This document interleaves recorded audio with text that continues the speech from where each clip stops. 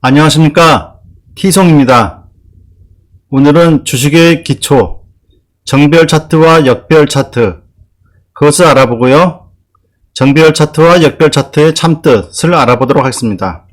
그리고 제가 왜 정배열 차트를 좋아하는지 그 이유를 설명하도록 하겠습니다. 먼저 정배열 차트는 장기 이동 평균선이 단기 이동 평균선 아래에 오는 거고요. 역배열은 단기 이동 평균선이 장기 이평선 아래에 오는 것입니다. 전에도 몇 번 말씀드렸는데요. 예를 들어서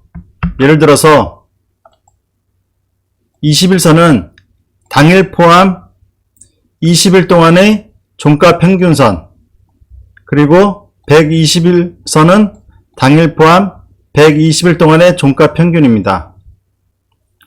주식하는 사람은 1개월이 20일이죠. 토요일과 일요일은 주식시장이 쉬니까 통상 21일을 1개월로 보고 있습니다. 자, 그러면 정배열과 역배열 기본 구조를 말씀드리도록 하겠습니다. 자, 이렇게 121선 장기 이동 평균선이 밑에 있고요. 그 다음에 위로 61선, 121선 이렇게 있고, 이 21선을 왔다 갔다 하면서 터치하면서 5일선이나 11선이 주가가 이렇게 상승하는 구조, 이게 정배열의 기본 구조입니다. 역배열은 반대가 되겠죠. 장기 이동 평균선이 이렇게 위에 있고요. 그 다음에 점점 내려갈수록 단기 이동 평균선이 밑에 있는 것입니다. 그리고 주가는 이렇게 왔다 갔다 하면서 내려가는 구조, 이것이 역배열의 기본 구조입니다. 자, 이게 주식의 기초인데요. 자, 그러면 정배열과 역배열, 그 안에 있는 참뜻을 알아보도록 하겠습니다. 예를 들어서 정배열 중에 21선이 이렇게 위에 있고요. 121선이 이렇게 밑에 있을 때, 이 차트가 갖는 뜻은 직전 20일 동안의 회사 실적이 직전 120일 동안의 실적보다 좋거나 좋아지고 있는 회사입니다. 그리고 또는 회사 실적은 크게 차이가 없더라도 시장 참여자들이 그 회사의 성장성을 좋게 평가하고 있는 것입니다. 쉽게 말씀드리면은 정배열은 과거보다 현재가 좋고 현재보다 미래가 좋다는 뜻이고요. 역배열은 반대가 되겠죠. 과거보다 현재 회사 실적이 나쁘거나 아니면 미래에 나빠질 것이라고 판단하는 것이고요. 또는 회사 실적이 큰 차이는 없더라도 시장 참여자들이 그 회사를 나쁘게 평가하고 있는 것입니다. 상당히 중요한 말인데요. 그러니까 주식할 때 주식은 미래 실적을 주로 당겨와서 주가에 그것을 나타내는데요. 그러니까 정배열은 과거보다 현재가 좋다는 뜻이고요. 현재 또는 미래가 좋다는 뜻이고요. 역배열은 반대로 과거는 좋았는데 현재는 나쁘고 미래에는 더 나빠질 가능성이 높다라는 뜻입니다. 자, 그러면은 여러분은 과거보다 현재 실적이 좋거나 미래 실적이 좋아지는 회사에 투자하시겠습니까? 그러면 정배열 차트 중에 종목을 선택하십시오. 반대로 과거보다 현재 실적이 나쁜데 또는 미래에 나빠질 회사에 투자하시겠습니까? 그러면 역배열 차트를 가진 회사에 투자해도 됩니다. 그런데 역배열 차트는 상승보다는 상승하는 척 하다가 이렇게 하락하는 수가 많습니다. 자, 그리고 주식의 성질이 있는데요. 주식은 한번 위나 아래로 방향을 잡으면, 특히 실적을 토대로 이런 방향성이 나올 때 어느 시기까지는 계속 그쪽 방향으로 갑니다. 예를 들어서 역배열 종목이 이렇게 바닥인 줄 알았는데 나중에 보니 지하 1층이 있고 2층이 있고 3층이 있고 이런 식으로 계속 내려가는 경우가 있습니다. 자, 그러면은 차트를 보면서 추가 설명을 해드리도록 하겠습니다. 이것이 SK하이닉스인데요.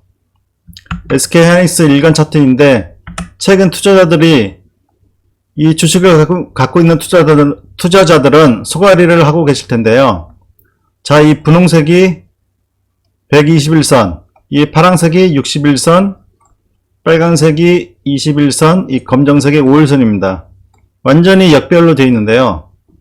그리고 요 밑에 보면은 기관하고 외국인들은 계속 매도를 하고 있습니다. 그러니까 개인 투자자들은 과거 실적을 보고 이 회사를 계속 사고 있는데 메이저인 기관과 외국인들은 현재나 미래를 보고 있는 것 같습니다. 현재나 미래 좋다 그러면은 이 큰손들이 정보력이 있는 이 큰손들이 왜 이 SK하이닉스 주식을 안 사겠습니까? 그래서 이 SK하이닉스가 어디까지 떨어질지 모르고 뭐 다음 주부터 바로 올라갈 수도 있겠지만은 확률상으로는 밑으로 내려갈 확률이 높다는 뜻입니다. 저도 사실 이 SK하이닉스를 이날 사고 이 다음날 바로 손절매를 했는데요.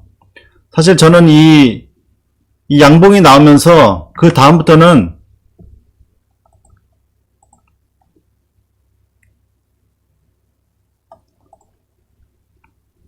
이 양봉이 나오면서 그 다음날부터는 올라갈 줄 알았습니다. 근데 바로 더 떨어지더라고요. 그래서 바로 손절매 했는데요. 이렇듯이 역별 차트는 상당히 상승보다는 하락 확률이 높은 것입니다. 다음은 한국전력입니다. 한국전력도 지금 보면은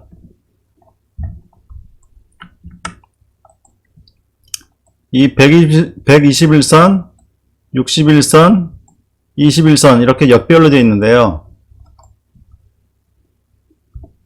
이렇게 외국인들은 계속 집중 매도를 하고 있습니다. 기관도 거의 뭐 사지는 않고 매도 쪽에 가까운데요. 이런 주식들은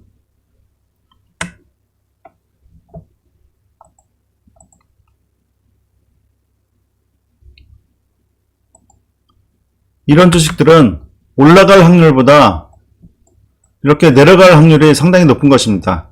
그리고 올라가더라도 많이 못 올라갑니다. 올라갈 때마다 이렇게 매물들이 여기 쌓여 있어 가지고 계속 팔고자 하는 세력들이 많아서 상승 탄력성이 떨어집니다. 그렇기 때문에 이런 역별 차트는 되도록이면은 접근을 안 하시는 게 좋습니다.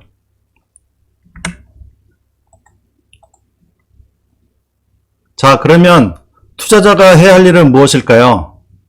자, 만약에 본인이 좋게 판단하고 있는데 주가가 역별이면은 매수하기 전에 그 이유를 따져보는 습관을 가져야 합니다. 그리고 본인이 모르는 악재가 있을 수 있고요. 현재 드러나지는 않았지만은 앞으로 드러날 악재가 있을 수가 있습니다.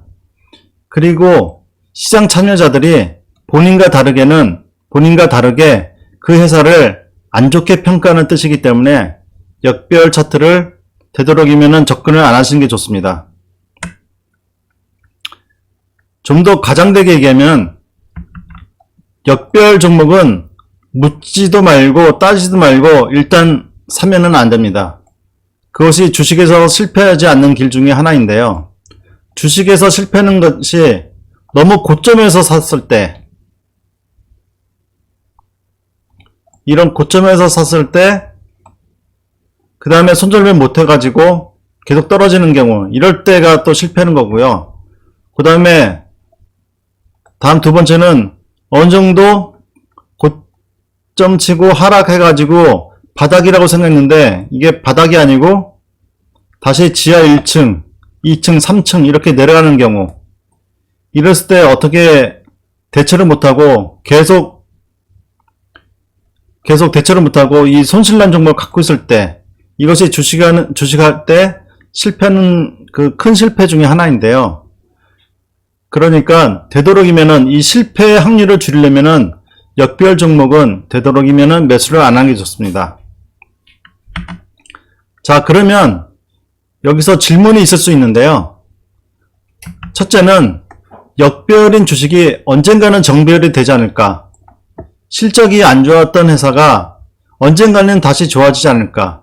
그러면은 다시 상승하지 않을까? 그 회사의 주가가 다시 상승하지 않을까?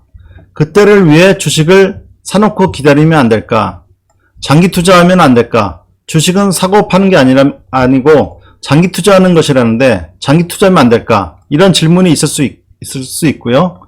두 번째는 정배열인 주식을 샀는데 내가 산 시점이 꼭대기는 아닐까? 항상 투자자들이 두려워하는 게 그거죠. 자기가 산 시점이 꼭대기는 아닐까? 그러면 그 꼭대기에서 안 사면 되는 것입니다.